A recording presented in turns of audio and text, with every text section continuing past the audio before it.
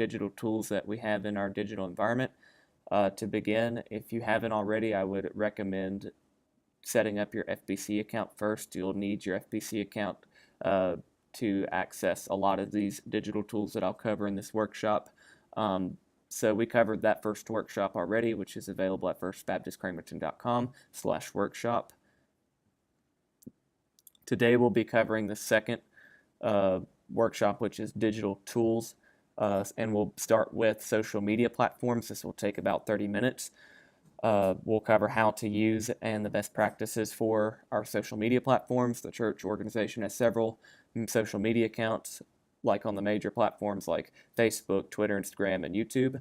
Just keep in mind that if you're watching this workshop is designed for those who have like communications and outreach and publicity responsibilities, as well as media production, content responsibilities, and also technology administration and support responsibilities.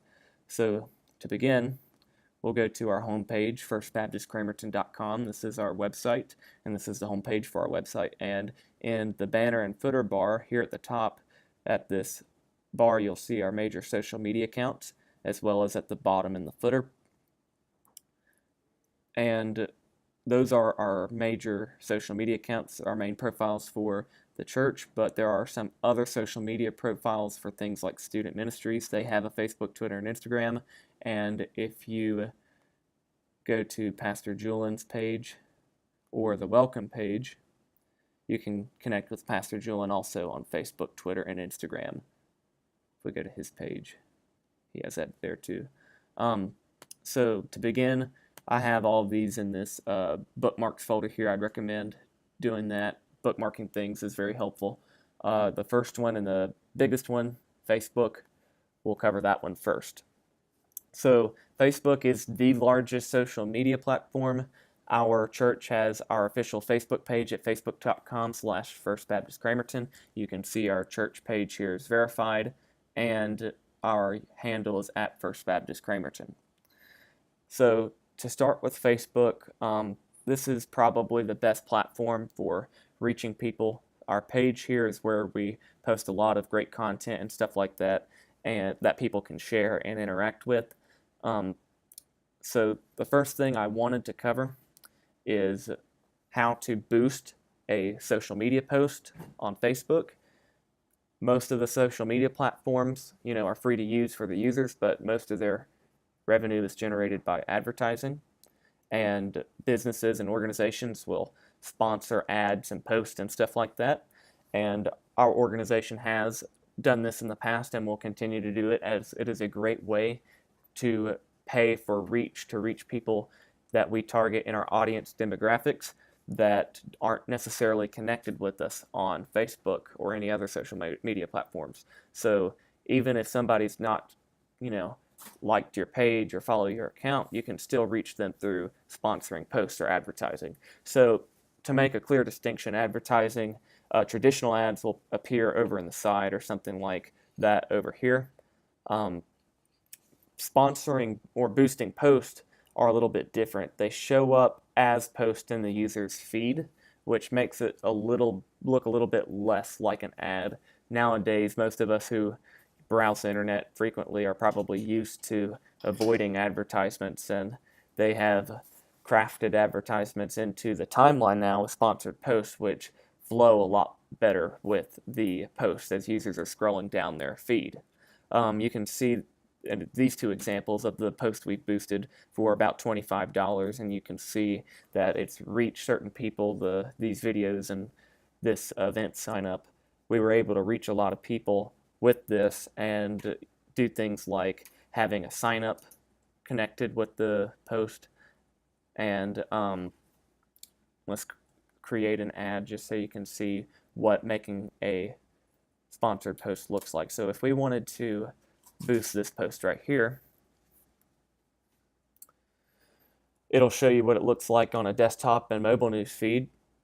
And fortunately, since Facebook owns Instagram, if you have your accounts connected on your Facebook page and your Instagram account connected, you can also seamlessly run the promotion on Instagram. It's a one-stop shop, as you can see here.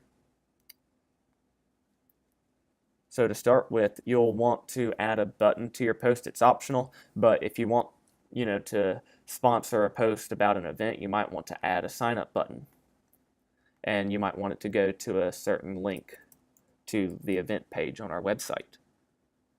Then you'll want to select your audience. You can choose multiple options like people who like your page and their friends, or you can create your own audience for each post that you boost. So we can target everybody living in a certain radius of the zip code with certain demographics and interests, and so forth and so on.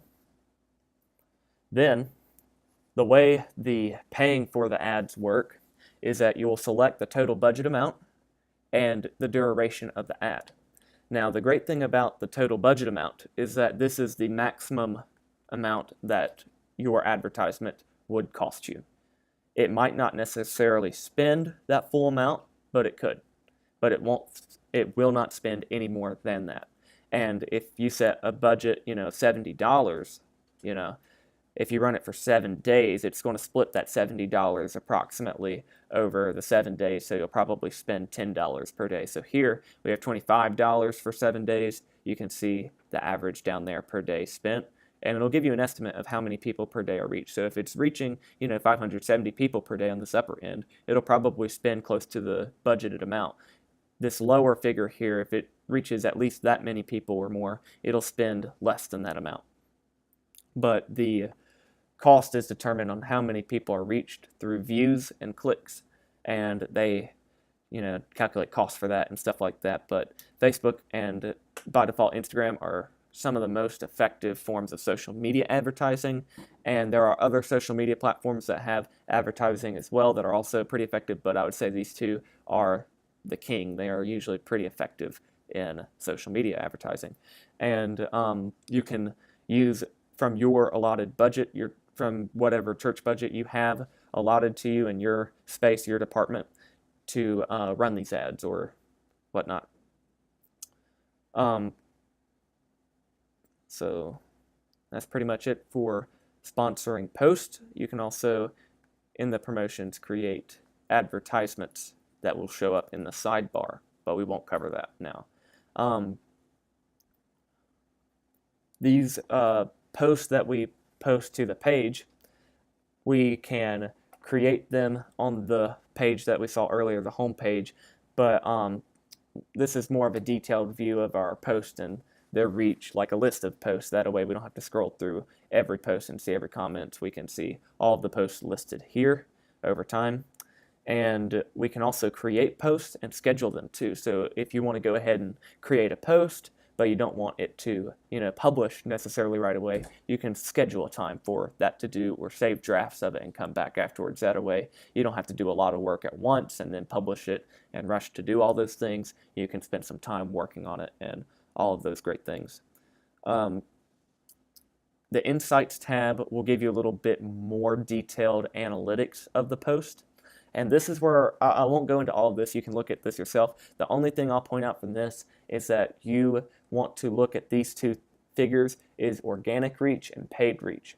And the difference between that is the paid reach is the reach that people saw from viewing or clicking and interacting with a sponsored post because we paid for that to happen. Organic reach is from what people have organically done on their own, like people who like our page. If they share a post, their friends on their timeline that they're connected with, let's say they have 1,000 friends, those friends that they're connected with have the opportunity to see that post because their friends shared it. And this is very effective organic reach. So I would say organic reach is actually what you want to focus on. Yes, you want paid reach so you can for sure reach the people that we aren't connected with, who don't necessarily like our page, but organic reach is effective in these two ways. So organic reach, one, is obviously free because paid reach costs money, but it's relatively inexpensive. You can reach a fair number of people for not that much money. But organic reach, is free, and people tend to respond better and interact with posts that their friends and people that they're connected with have shared versus a ad or a sponsored post that shows up on their page. So I've seen multiple examples where people have shared our post, and the post on our page, let's say it gets 10, 15 likes, and the post that the person shared, which is then their own, it shows blah, blah, blah has shared this post, their share gets 40 likes. So you can see how effective organic reach just is from just looking at those few examples. But anyways, we'll continue on. In terms of page administration, you can see the notifications for the page, what's happening, like what people have interacted with your page recently have done, and Facebook will also give you some insights there. The inbox is where you can very easily interact with people. Our Facebook page is a great way to get into contact with people. If somebody had a question like, what time does your service start? If they message that to our page, we can get them a response very quickly. We can say, our service times start at 11 on Sunday morning. We would love for you to come. We look forward to you to come, and all that great stuff. It is a great contact method. I'll get to the other settings in a little bit. I wanted to show you this page, the other stuff on this page really quickly. So you've already seen the home page and the post, but the About tab basically just contains our organization's, information and stuff like that. This is very helpful for people to see so they can know where we are and email us or call us. But very importantly, events. On Facebook, creating events to give people the details and information of when things are coming up, like Easter service or church picnic or something like that, are very, very useful.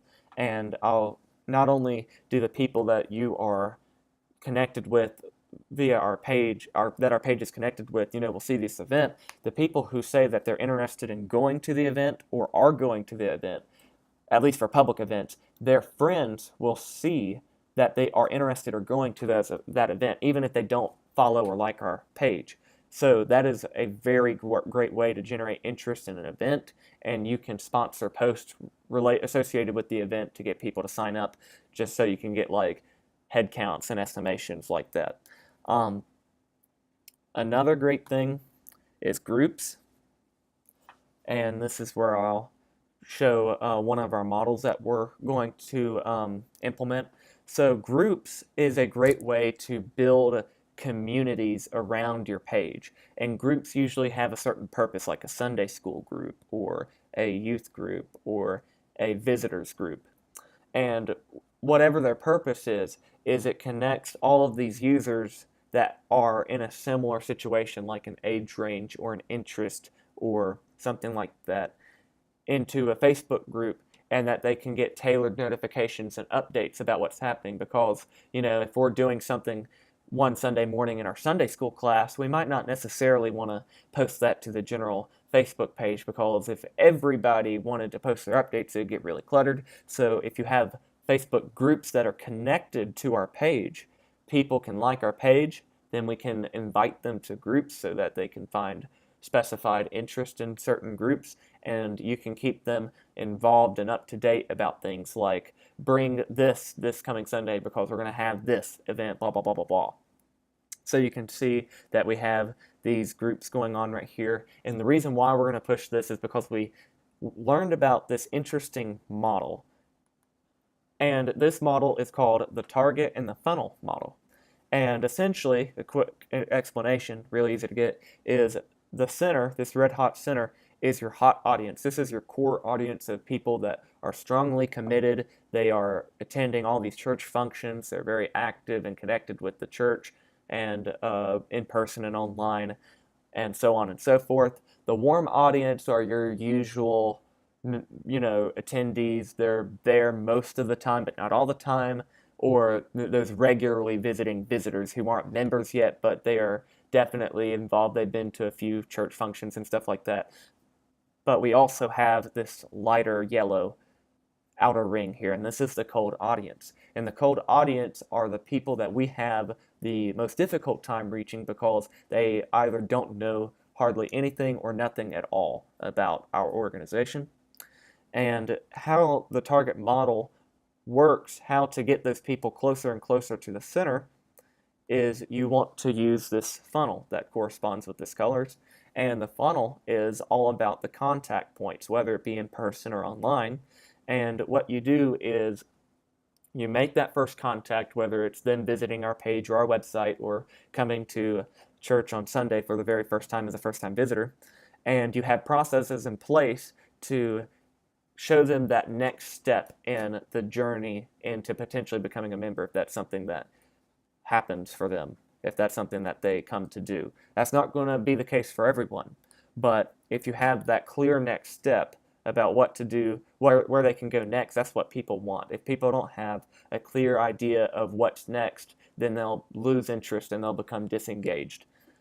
So this cold audience, you want to move them in to this middle area right here by, if we're online, for example, we'll want to invite them to a group on Facebook that's connected with a Sunday school class or a smaller growth group or something of that sort, and keep them up to date and engaged, and make sure you have members of our church that are dedicated to be connected with them and stuff like that. And once they are more connected, like they follow us on social media or they're on an email list or something like that, then you will want to let them know about the next steps, which is about, getting involved and how to become a member and stuff like that, and so on and so forth until they get to the core, this red hot zone, where you'll have your hot audience. So that's the hope with that. And essentially, social media is just the online portion of that. We have to always remember that the largest interactions happen in person, but we also want a very strong and developed social media presence too, because when people want to look for things, there's two synonymous things: just doing a search on Google or Facebook. And if they don't find you, or if they find you and they don't see content and things like that, they're going to assume nothing's happening. You want to make sure that there's always a next thing that'll keep people interested, like this is the next event, this is the next sermon, so on and so forth. Before I conclude, for Facebook, I'll show you the settings here. If you are administering the Facebook page, you'll see the settings bar and all of these various settings and stuff like that. You can look into that on your own time, but in order to have a page role on here, you will need to use your Facebook account. And as you see here, we already have some of the admins already on here. But if you do not have a Facebook account, you can either make one, and if you need an email address, you can use your FBC account to use as your Facebook email address if you want to make one. And if you're sort of, against being on social media personally, at least, but you want to help the church, you can still create a Facebook profile using your FBC account email address, but you can, not connect with anyone with that personal profile. That nobody will ever see that personal profile. You can decide as a team member whether or not you want to be shown as a team member or not of this page. I am, for example, but maybe this service account that we have here doesn't list. It's not friends with anybody, and it doesn't list that it's a team member. So you have those options. And that pretty much concludes Facebook. So now we'll move on to Twitter.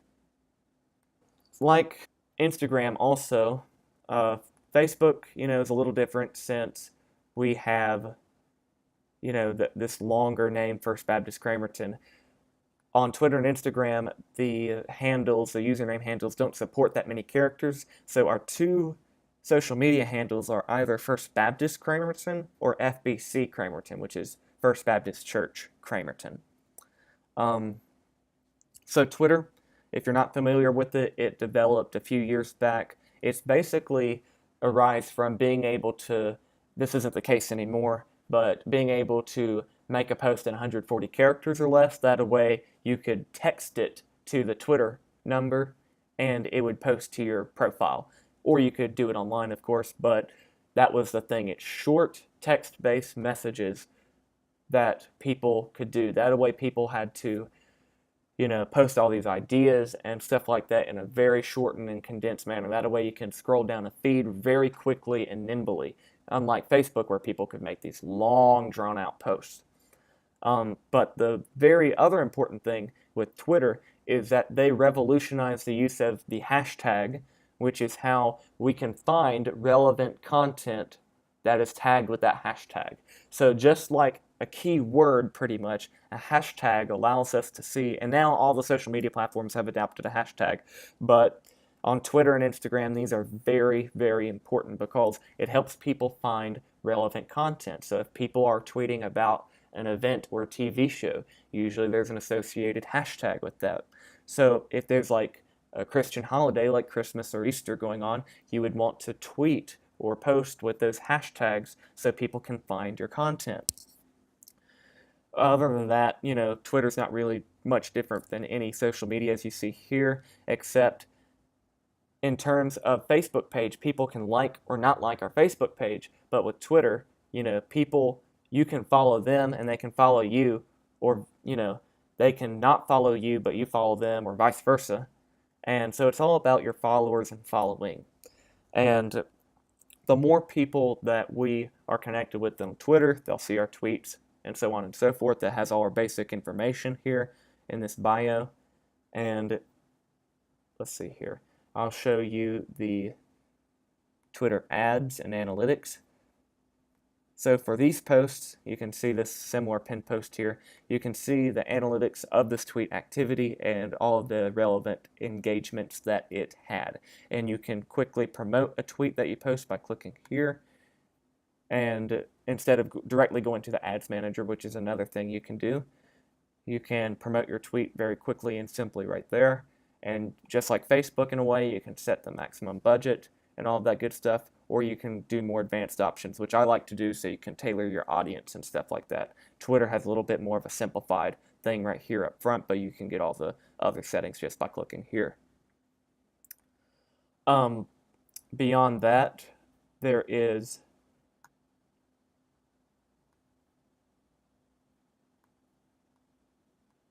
Instagram.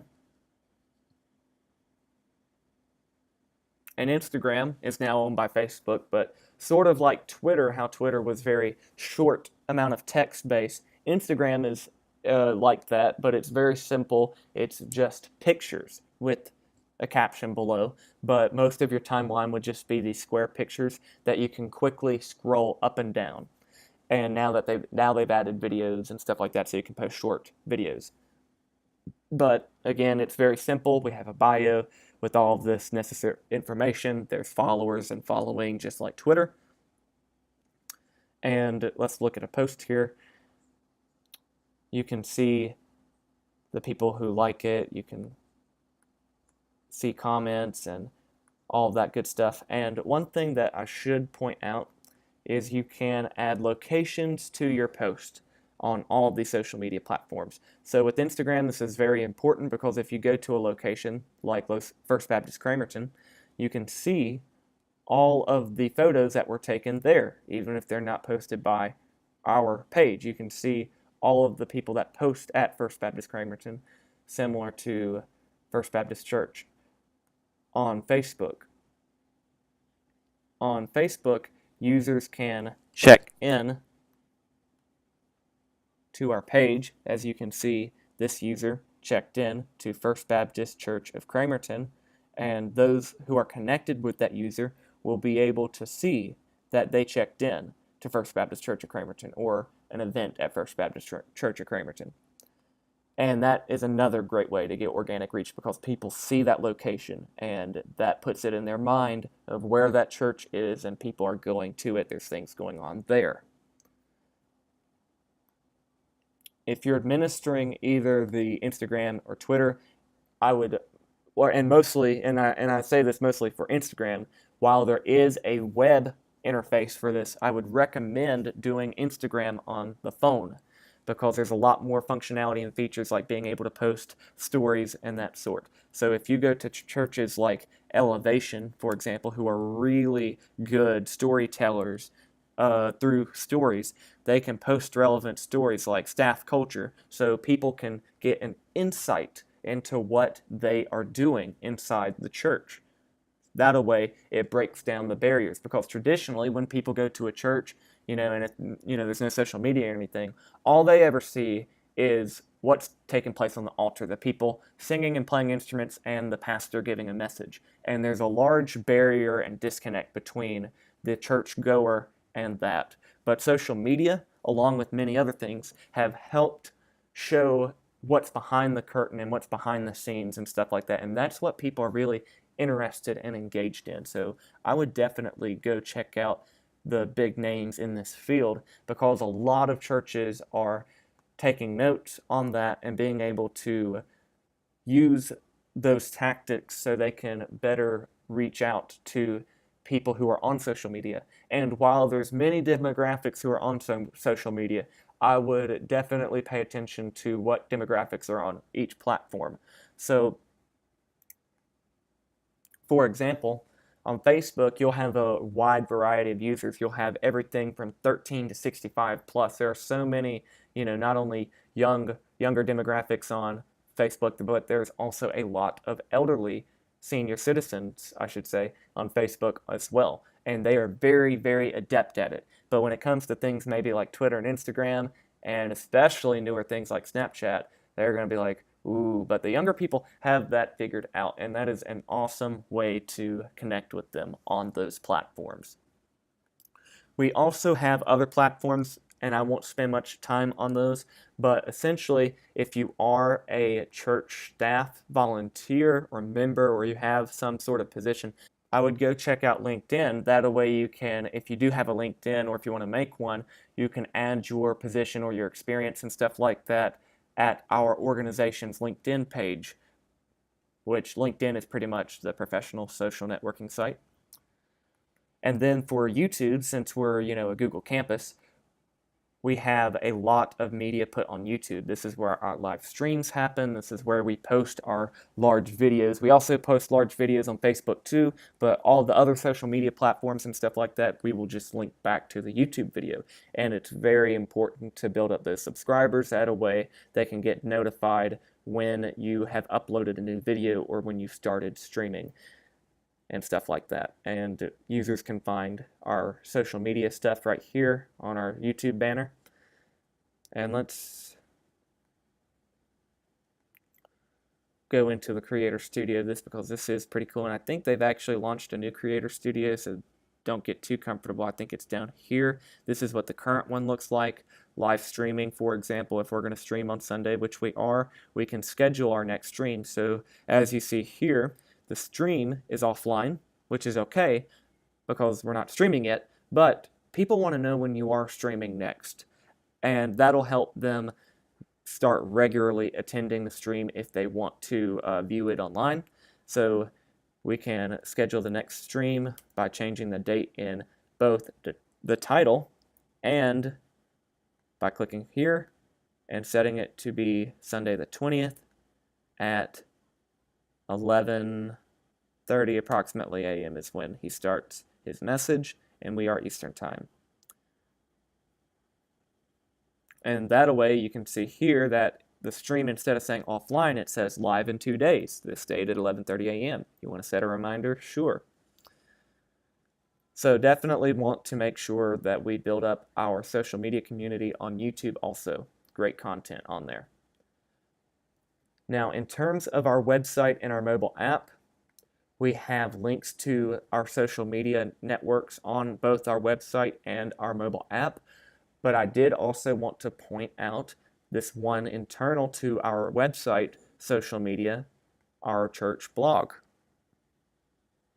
And our church blog is a great way to post stories and things that are going on about the church, or if you want to post a devotional, or if you want to have some sort of life experience or something that you have done to, like an evangelism opportunity that you had that went very well, or anything like that. A blog post is a really great way to do that, and we'll be putting more content on there. We definitely would love to have more writers. People who are on our blog can log in or sign up using their email or social media logins to view and comment on these blog posts. So this is another great way to get content out there that's categorized by, in general, whether it's the nation or the world stuff, or our church or our community and stuff like that. That concludes our social media platforms workshop for now. There's always great things to learn, But in terms of content, we have a lot more stuff to cover on getting content out there. If you're interested in doing some more research on social media in general, or specifically church and religious organizations and social media, I would definitely check that out. There's a lot of great resources on there. If you haven't gotten the email yet, I will be sending out another one soon. I would definitely check out the Church Marketing Summit 2018. Our organization has a VIP pass for this, and everyone with an FBC account can access this Google Doc that was sent to the organization email list. So everybody in the organization will get this email, and you can use the information in this Google Doc to log on to our account that we made for the Church Marketing Summit, the VIP Pass. It was a really awesome summit. There were a lot of live streams with the host of the Church Marketing Summit, Alejandro, with some very, very big names and people who are just so experienced and gifted in this field, like Brady Shearer and the people from Saddleback Church, like Brandon Cox and Haley Virtuous. I can't pronounce the last name, but a lot of those folks have some really good detailed insights of how to use social media in ways that I never even knew were possible. So I'd go give that a check out. That concludes today's workshop for digital tools. We will continue in the next workshop with these other smaller workshops. They'll be combined in one. Thank you, and I hope that you will take this information and you'll be able to learn from it and use it to spread not only the gospel, but help grow our church also. Thank you, everyone, and have a great rest of the day.